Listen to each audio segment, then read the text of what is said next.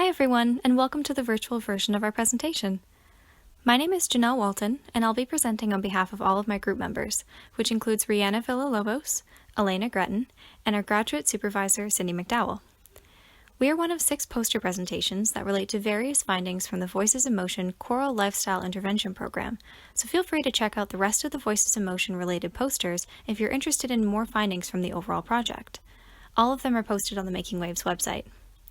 Before I begin, I just wanted to mention that if any of you would like to get a closer look at our poster presented here on the screen, then feel free to check out our PDF version of the poster on the Making Waves website. I also wanted to thank Sarah and Kat and the rest of the Making Waves committee for all the hard work they've put into not only organizing the conference, but also for accommodating all of our presenters and ensuring that we're still able to participate in a virtual conference amid all of the complications from COVID-19. So thank you to them. So without further ado, let's begin the presentation. So I'm going to begin by discussing our rationale. So Alzheimer's disease, one subtype of dementia, is a progressive neuropathological disease that greatly impairs cognitive function. The aging population, and subsequently the number of individuals diagnosed with dementia, is increasing rapidly. As there is no cure for dementia, individuals and medical practitioners are currently reliant on pharmaceutical drug interventions to alleviate symptoms, and research on intervention alternatives remains scarce. Music interventions are becoming increasingly more popular as an intervention to help mitigate the negative effects of dementia and are being used in tandem with pharmaceutical interventions. Within dementia research, it has been shown that simply listening to music can result in an increase in positive affect, particularly when the music is familiar and meaningful to the individual.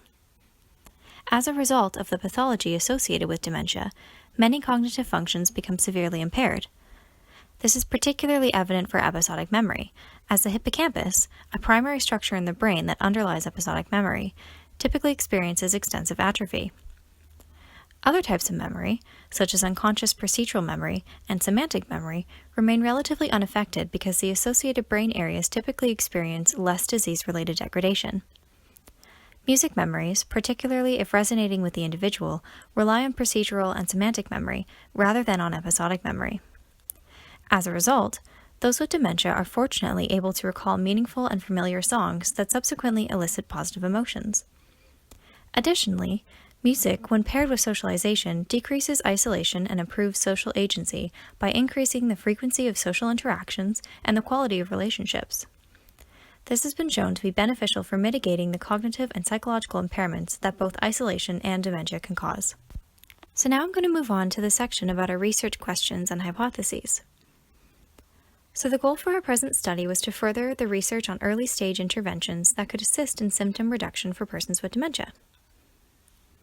Our primary research objective was to examine whether a social cognitive lifestyle intervention, such as social singing, could modulate patterns of cognitive change, indexed by MMSE scores in persons with dementia. Scores from the MMSE, which is the Mini Mental State Examination, were modeled across all assessments to estimate both the average slope of change and individual differences in the rate of change. For our second research objective, we were interested in identifying individual predictors that are associated with cognitive decline and to gain insight into moderators of within-person variability of MMSE scores. We explored patterns of time-varying covariation between within-person change in MMSE and key moderators. Predictors were selectively chosen based on previous findings within the literature and included peak expiratory flow, gait velocity, episodic memory, and positive and negative affect. Pulmonary function, i.e. peak expiratory flow, has been demonstrated to be an accurate biomarker of aging within individuals, since lower levels of oxygenated blood flow to the brain decreases the brain's overall capacity for cognitive load. Previous results have shown that decreased lung functioning is associated with impaired cognitive functioning, as well as increased levels of subcortical atrophy. Accordingly, we hypothesized that there would be a positive association between within-person variability in peak expiratory flow and cognitive functioning. Additionally, we wanted to examine the relationship between cognitive function and gait velocity. Previous literature has suggested that the regulation of gait is automatic in healthy individuals and requires little cognitive input. However, the presence of disease can disrupt normal automatic functioning. Therefore, we hypothesized that gait velocity and cognitive function would be associated. Specifically, when gait velocity was lower than personal average, we hypothesized that cognitive impairment would also be lower than the individual's personal average. As stated earlier, episodic memory is commonly impaired as a result of the degradation of the brain regions most affected by dementia. We therefore hypothesized that episodic memory would not show robust within-person associations with cognitive functioning in our sample. However, we believed it was an interesting construct to explore further and thus worthy of including in our analysis. Finally, our last predictors, positive and negative affect, were selected based on the relationship between cognitive functioning and affect.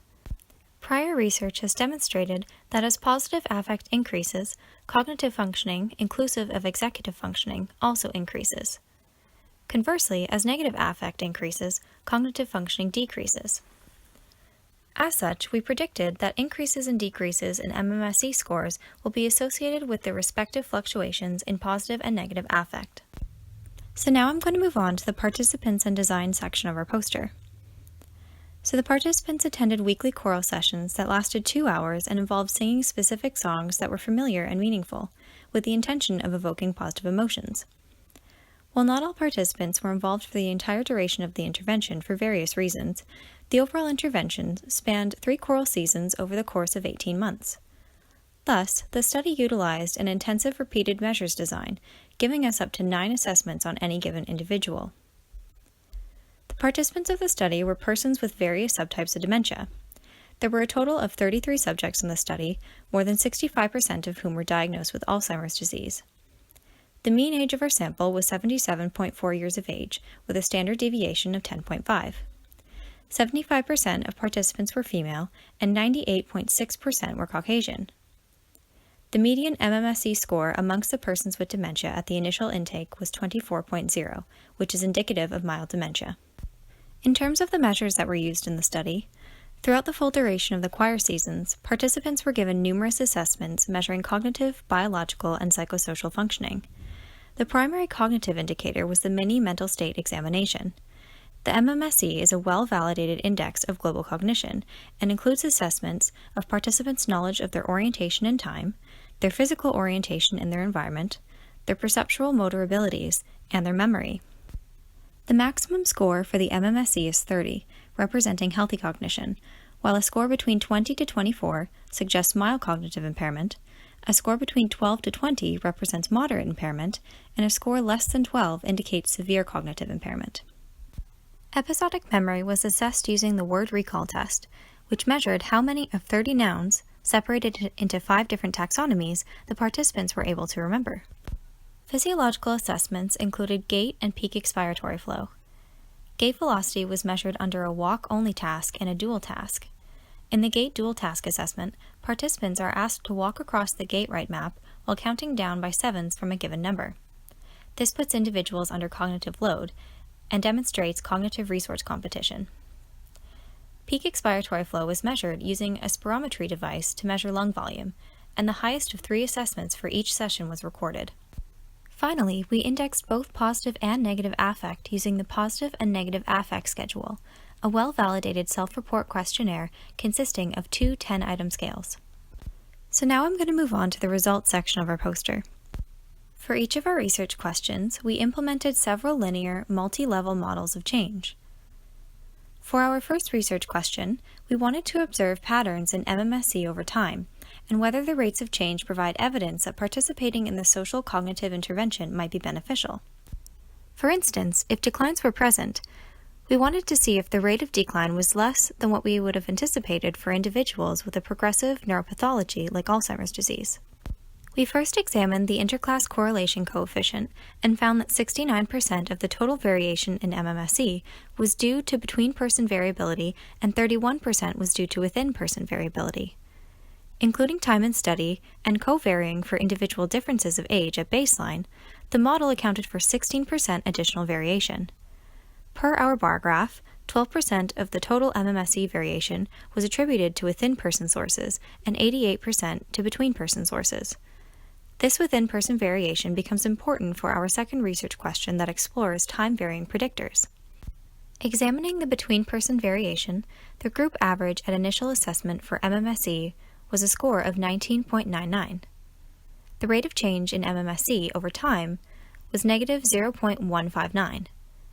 Further examination suggested that individuals were varying on their intercept value, however, there was little variation in the individual slopes, indicating that individuals were approximately declining at the same rate regardless of their starting point. Our second research question examined the time-varying association between specific predictors and MMSE.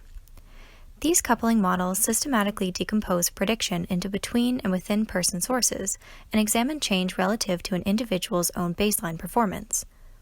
The within-person effects examine whether intra-individual variation in the predictors moves in tandem with MMSE performance. Specifically, the models assess whether on occasions where a given individual performs 1 unit higher on a predictor relative to their personal average, there is a corresponding impact on MMSE scores. As you can see in our graphs, both negative affect and gait velocity under dual task were significantly coupled with the MMSE scores. The within-person coupling for MMSE and negative affect scores indicated that for every unit increase in negative affect relative to a given individual's usual level, MMSE scores decreased by 0.19 units, with an associated p-value of less than 0.01. These findings suggest that MMSE scores within individuals are changing as a function of negative affect, meaning that they are fluctuating together within individuals but not between individuals. Thus, if a participant received a higher score for negative affect relative to their own personal mean, then their MMSE score was lower, and vice versa with a lower negative affect score and a higher MMSE score. Our final graph represents the coupled change between the gait dual task and the MMSE scores. Similar to our results for negative affect, the within-person effect was statistically significant, suggesting that the gait dual task scores and the MMSE scores within individuals varied together. The within-person association between MMSE scores and gait dual task was 4.17, with an associated p-value of 0.04. When individuals scored higher, i.e. when they walked faster, on the gait dual task relative to their own individual average, they also scored higher on the MMSE, and vice versa with low scores. Episodic memory, gait velocity in the walk-only task, positive affect, and peak expiratory flow were not found to be significantly coupled with MMSE scores. So now I'm going to move on to the discussion section of our poster. The findings from the present study provide hopeful potential for a social cognitive lifestyle intervention for persons with dementia. Our initial exploration demonstrated that of the total variance in MMSE, approximately 30% was systematically varying within persons over time. An important observation that was derived from our first research objective was that although MMSE was decreasing over time, the decline was modest given that the study spanned a year and a half. Our results indicate that MMSE was declining only 1.9 units a year.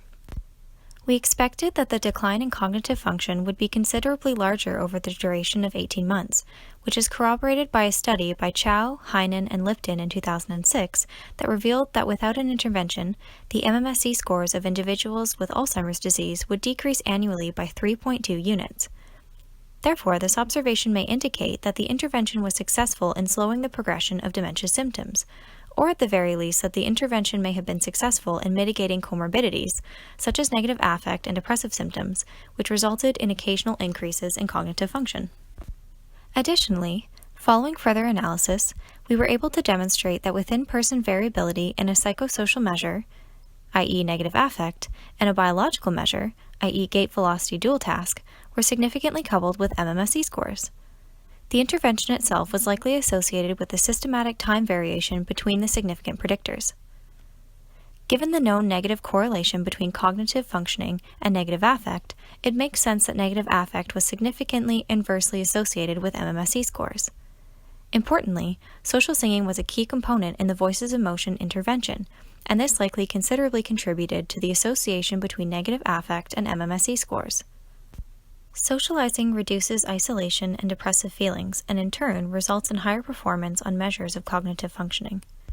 Furthermore, specific brain regions are associated with controlling the musculature for gait, and continuous literature asserts that gait is a strong index of central nervous system integrity and cognitive functioning. The gait dual task specifically generates cognitive resource competition, which means that there will be less resources available for both adequate gait performance and overall cognitive functioning.